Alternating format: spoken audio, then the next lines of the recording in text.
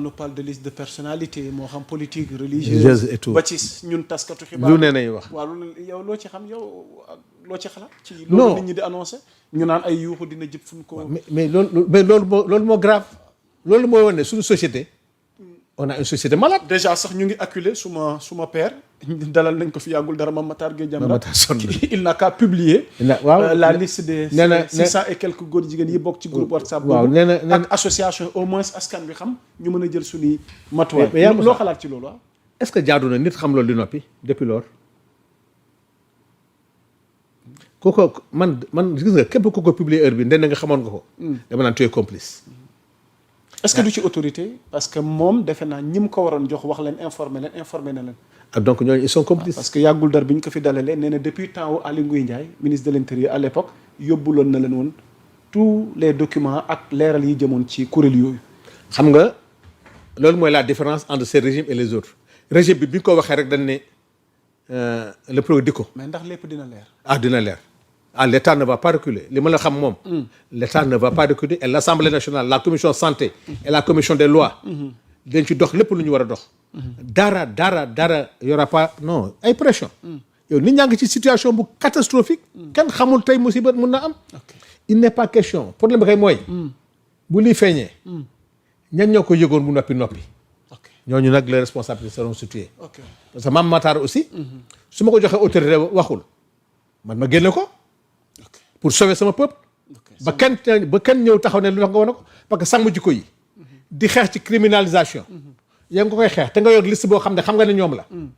ñu bañ. nga génn ko ci mbedd mi. ñu rendre ko public. yow daal tu plaides en faveur. Oui. de ce que la liste soit rendue. public pour nous protéger. mu leer pour nous protéger. ok honorable. pour nous protéger. donc man toog fii naan. ay nañ ko rendre bu ñu ko rendre doy sax jàpp Sénégalais yi. problème bi mooy.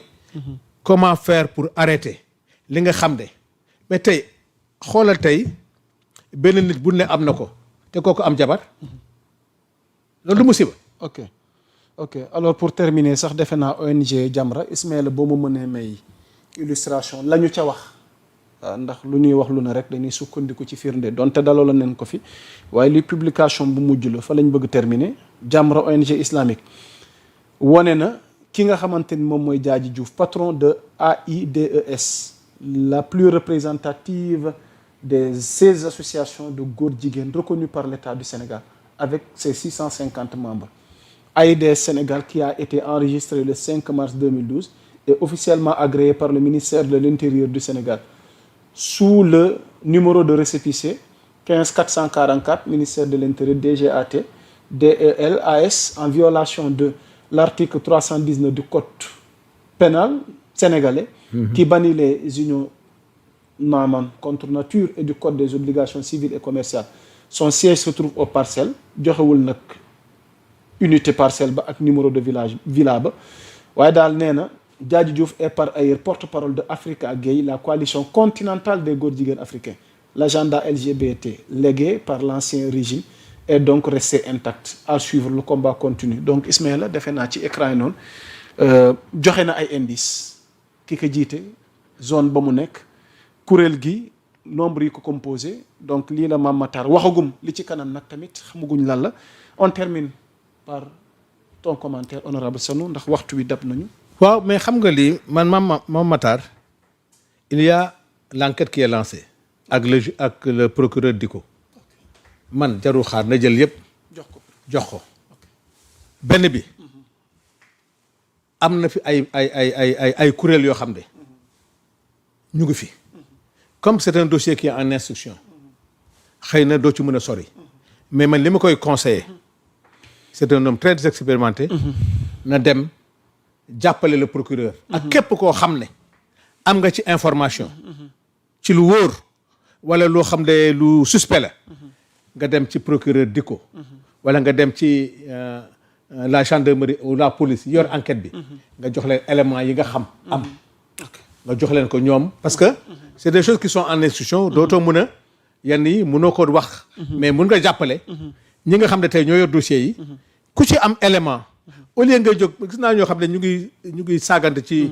yow la diw la du yow loolu ku ci am élément demal au niveau de la justice au niveau de la gendarmerie au niveau de la police au niveau du parquet nga joxe information yi nga am pour que lii nga xam ne tey moo jóg sénégalais jóg ci que le gouvernement que l'assemblée waxtaan ak sàmm jikko yi li nga xam ne mu ñu war a criminaliser li ñu taxaw ci lu ma gën a gaawee lépp loo xam ne nag dafa nekk au contour de la LGBT que ñu fexe ba ñu gaaw tëgg loi bi à la satisfaction de tous les Sénégalais mais criminalisation ñëpp ci d'accord à 1000% mais nag naka nañu ko tëggee nañu toog boroom xam-xam yi ko xam ne ñëpp am nañ ci xam-xam ci lu mu gën a gaawee nag ak jaratul xaar lu mu gën a gaawee nañ ko def pour sauver le Sénégal parce que lii de ça touche la société c'est une maladie boo xam ne dafa dugg ci biir Sénégal te européens yi dañu bëgg a forcer loo xam ne suñu carte d'identité yi amul turu papa amul yaay. On parle de genre. Yooyu nañ ci waxtaan. ok xool lan moo tax suñu carte d'identité amul turu papa amul yaay. pourquoi ñu introduire cette notion de genre. La ratification bi ñu def sur les droits humains. nañ ci def benn réserve. génn ci le droit des minorités. droit des minorités amul Sénégal. nañ ko ci génne. mais on attend de notre Assemblée nationale à ce que mu am benn rôle bu. non je suis d'accord Moussa Ayatou.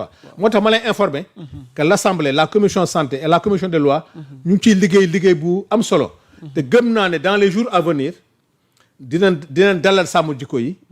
pour mun a finaliser le document bi nga xam ne moom lay ñëpp di ñaan. pour que ñu finaliser ko par rapport à la criminalisation.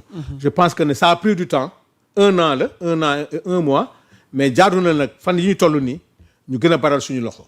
loolu man d'accord naa ko di encourager sàmm suñu jikko yi.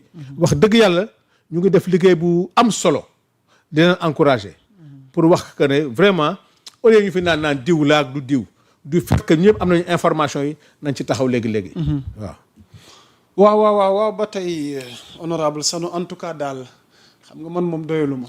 wolof danaan lu duuf ci nag. waaw mais comme on a repris. defe naa tous les vendredis. ak chaque fois que l'actualité que la demande. yaa Moussa je te donne waaw bëri naa ci non léegi moom xam nga waxtaan nañu. waaw lépp lu doon taxoon coono am bañ a ñëw. waaw loolu yëpp dindi nañ ko. waaw nee na waxuma sax vendredi yi. mais chaque fois que actualité demande. fii sa kër la fii sama kër la. wallaay fii moom yaa Moussa et puis. Penda ngi lay nuyu. Penda nuyul ma ko. Penda madame Diop moom daa dégg sama jarbaat takk nañ ko félicitation moom. Penda ngi lay nuyu. waaw Penda moom suma xarit la maa ngi koy nuyu baax. yow aussi Moussa ma lay defar témoignage. dëgg la. billahi les gens ont beaucoup d'estime pour toi. dëgg la parce que professionnalisme bi la. dëgg la te yaa Moussa da nga am benn style boo xam ne. yaa Moussa kenn mënul wax ne fii la bokk. te looloo jafe heure bii koo wax jour ñu ne fii la bokk. voilà quelqu'un boo xam ne. di nga dem émission ba mu jeex da nga yaakaar sax que kii fan la bokk. et tu mets tout le monde à l'aise. dëgg da la nga am moo tax. maa ngi lay louer sa professionnel bi. di ñaan yàlla rek yàlla yokk la taxawaay. tu as vu donc di la gërëm di la sant. pour wax ne suma kër daal dootuma fi gëj. bu fi gëj de. waaw di waaw loolu moom incha allah. yàlla nangu ñaan xam nga sànq maa ngi ubbi ci suma wëllëree. mbàkk yooyu xam nga tey la woon. ba su xasida gi sëñ Mountakha woote woon pour ñaan bi. ñaan bi baax na ñëpp yàlla na ñaan boobu wasaaru Sénégal ba tax na sànq maa ngi ko passé woon ak suma wëllëre yi nga xamante ni njabootu sëñ Bousso Mbàkke ñu ngi leen di ziar suñu sang yooyu. waaw moom mi kilifa kër ga. sëñ Moustapha maa ngi lay nuyu sëñ Abdou Hakim sëñ Basirou soxna Bintu ak soxna Jaara yéen maa ngi leen di ziar di leen jox seen wàcc di leen baalu ak Ismaïla yaa ñu nekkaloon ci xarale gi. jërëjëf Ismaïla nit ku baax fàtte ak xadara gi yëpp ku lim juum. Sanu ba kañ. waaw. ñu ngi dugg ci koor gi. ci koor gi tamit. waaw koor gi spécial yi moom. yaa ngi ci. waaw maa ngi ci. kon mën nañ ko wax internet yi. internet yi Ismaïla koor gi moom defe naa ne. waaw yéen ñu yor liggéey kër gi coordination bi. coordination yi dinañ ko def. mais nag di wax rek ñaan moom. ñaan di buñ ko bàyyi ñaan rek moo ñu sauvé ci fi nekk nii. moo tax li nga wax ni suñ sang bi. ne ñëpp jóg di ñaan parce que Sénégal moom ñaan rek moo ci mën a génn. madame Ndiaye suma jigéen ziar ko madame Ndiaye ñu ngi lay ziar. ak kilifa kër gi. gars yi namoon nañ la de. waaw namoon nañ la surtout madame Ndiaye maa ngi koy encouragé. macha allah madame Ndiaye ñu ngi koy encouragé. yaayu kër gi jigéen waaw jigéen. nanu muñal rek xam nga ñun moom. waaw dinañ leen muñal njaboot lañu. jigéen bu mën góor. lu fi jub mbaax yàlla lu fi dëng rek nga xam ne xëy na sunu matadi doomu aadama. madame Ndiaye ñu ngi koy nuyu baax madame Ndiaye di nuyu kilifa kër gi.